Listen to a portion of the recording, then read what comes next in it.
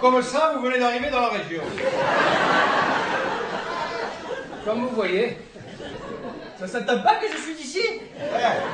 Ça s'entend, mais ça se voit pas.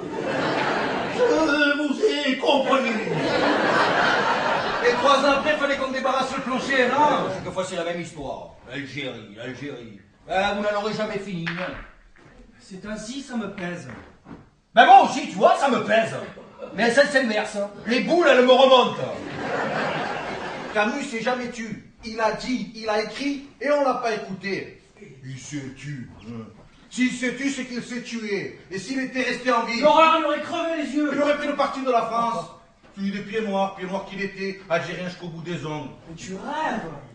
Tu sais ce qu'il a fait pendant la guerre d'Algérie? Il militait pour l'indépendance de ton foutu pays. Mais c'est pas mon pays. C'était le mien.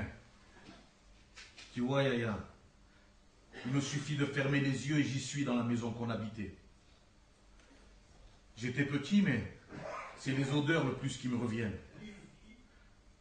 Les effluves de couscous de l'échoppe arabe d'en bas, qui se mêlent au parfum de thym de la dope de Madame Synthèse.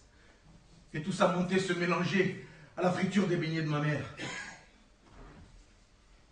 Le pays de mon enfance, Yaya. Mon pays éternel.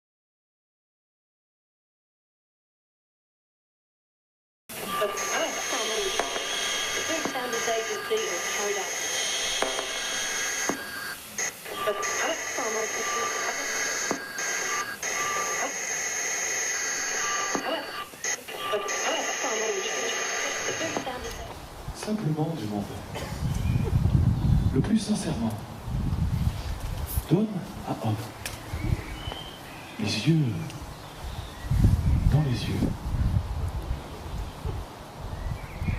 Merci.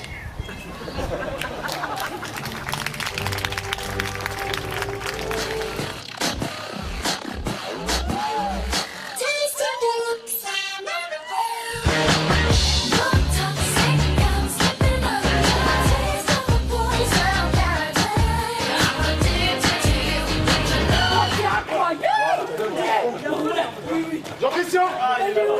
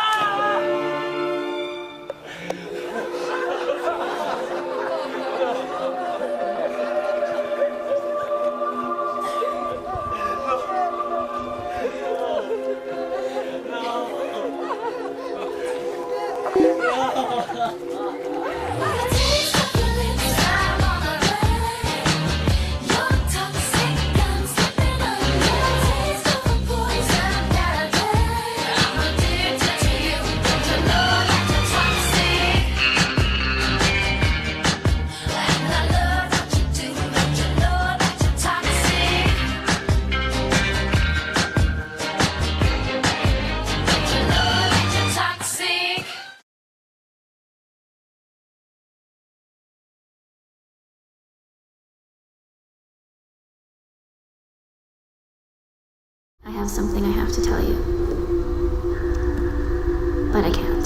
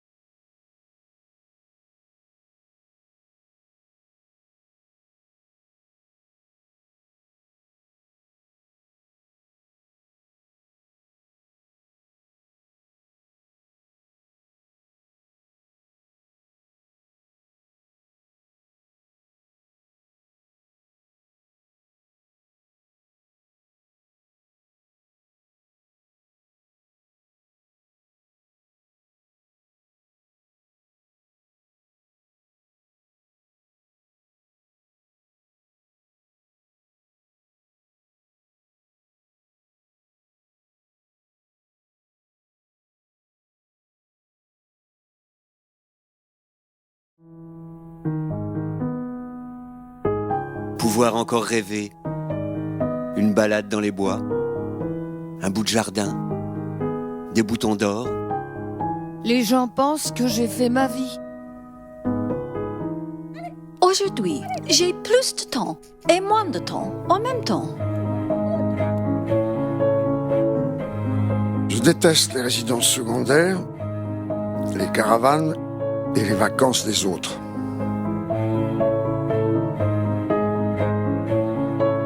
J'ai encore l'impression d'être jeune. J'aime bien qu'on me regarde, parce que c'est rare et que je le fais bien.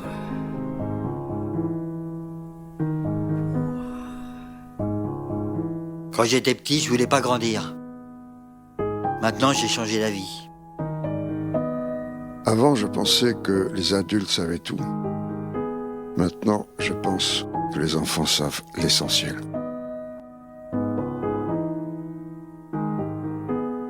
Oh, il faut en profiter. C'est la ronde des vieux. Non, des vœux, pas des vieux. La ronde, Non, je regarde si c'est... Parce qu'il n'y a rien dans la chaussure, c'est peut-être la... Non, non, c'est bon.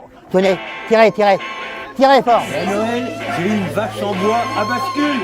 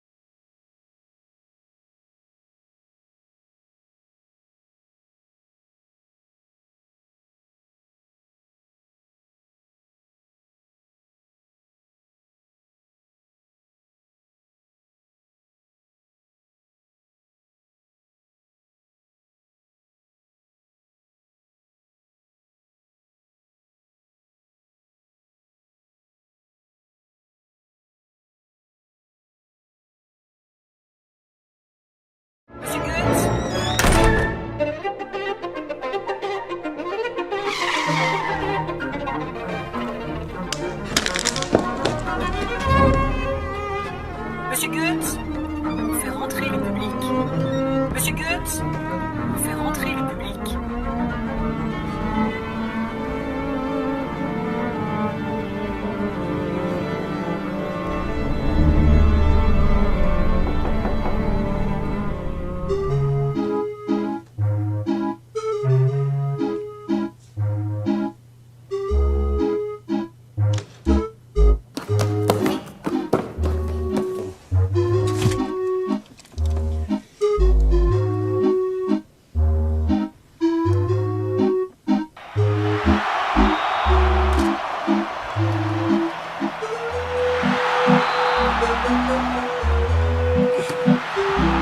Monsieur Goetz, le public est dans le hall. Le public est dans le hall.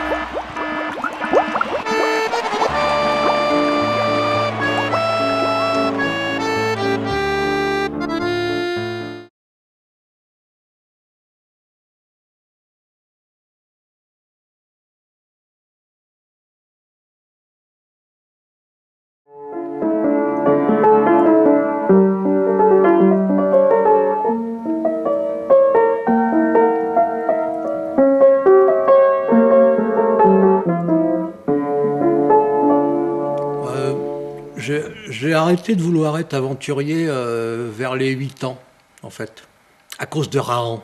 Je vois une publicité pour Rahan, le fils des Jas, le fils de Krao. Il allait y avoir le premier épisode de Rahan, avec dedans son coutelas d'ivoire. Waouh! Dis donc, jeudi matin, qui est arrivé, ma mère me donne 2 francs 50, parce qu'à l'époque, ça coûtait 2 francs 50, ça veut dire 35 centimes d'euros. Et en chemin, je me demandais quel genre d'animal j'allais pouvoir dépecer avec mon couteau pour faire un slip, pour me faire un radeau, pour faire un abri, une cabane dans le jardin, quelque chose comme ça. Puis surtout, je me disais, en mettant le couteau sur le caillou, quand je le ferai tourner, je saurais dans quelle direction il faut que j'aille dans les 100 mètres carrés de jardin de chez mes parents. Je rentrais dans le magasin, j'étais tout excité, j'ai sorti mes 2 francs 50 que j'avais serré très fort dans ma main pendant tout le trajet. Et là, j'ai acheté le Rahan, le premier Rahan. Donc, vous voyez le couteau en transparence derrière le film plastique. Donc, je suis à peine sorti de la librairie. Et là, j'ai arraché le plastique. Et après, j'ai pris le couteau. Et mon côté aventurier s'est arrêté à partir de ce moment-là. Alors, je m'en suis servi quand j'étais petit, jusqu'à l'âge de 14 ans, où je m'en servais pour bloquer la porte. Comme ça, je voyais la lumière dans la cuisine, et je voyais ma mère, et ça me rassurait.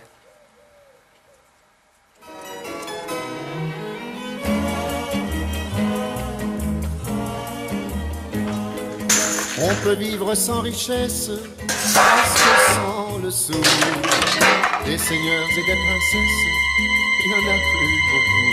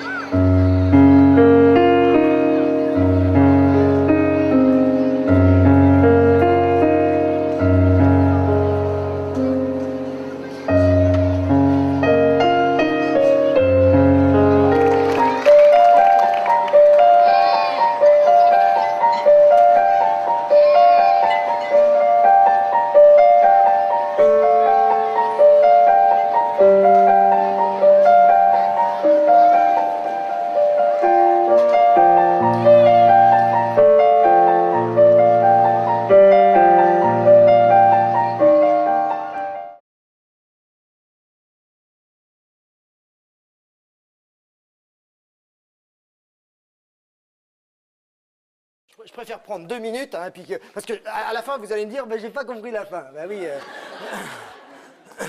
Donc voilà. Alors donc on a un château, hein, avec les machicoulis, tous les machins là, qui voilà, et hop, voilà, hop. Voilà. Alors donc en bas, hein, on a la barbe bleue avec sa barbe, hein, comme ça, qui est quand même passablement énervée. Hein. Ensuite, on a le deuxième niveau, hein, comme ceci. Et là, on a sa femme, hein, qui elle est un petit peu inquiète, à juste titre. Hein. Et puis alors là, vous voyez, on a un escalier en colimaçon. C'est ça que j'ai fait en mime. Hein. Et alors au-dessus, on a la sœur Anne, hein, qui scrute. Alors donc, descends vite ou je monterai là-haut. Sœur Anne, ne vois-tu rien venir? Je vois le soleil qui poudroie et l'herbe qui verdoie. Descends vite ou je monterai là-haut.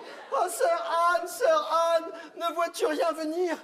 Je vois un nuage de poussière qui vient de ce côté. Oh, sont-ce mes frères? Non, c'est un troupeau de moutons.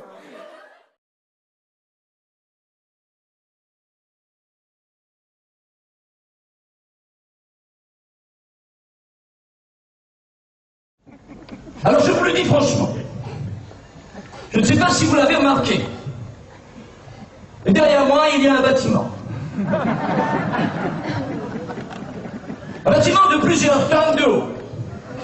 Moi, pour vous convaincre que si je veux, je peux, ce bâtiment, je vais le lever. Je vais le lever à 2 mètres de haut, parce que j'ai envie de le lever.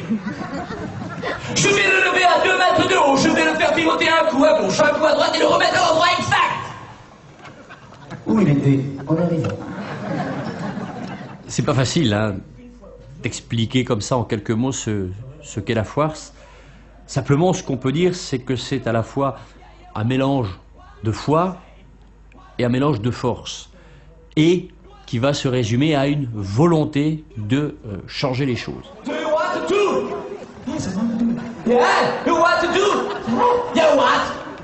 Une fois qu'on a pris conscience de cette foire, qu'on a pris conscience de cette volonté de changer les choses, bah c'est vrai qu'on va voir le monde d'une manière différente.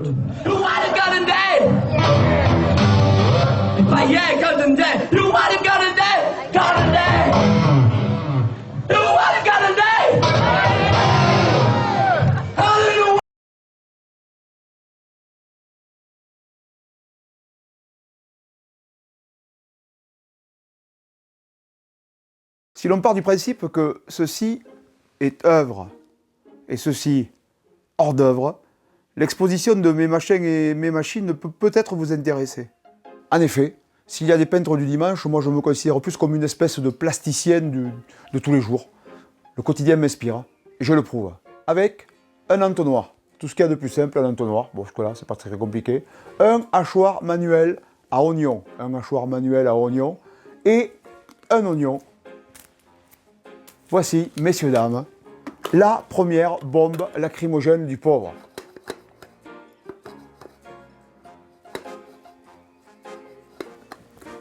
J'ai pas mis l'oignon pour pas vider la salle parce qu'il y a encore... L'art cinétique ne sera pas en reste puisque plusieurs machines de ma composition seront exposées et notamment la machine à casser du sucre sur le dos dont j'espère vous vous délecterez.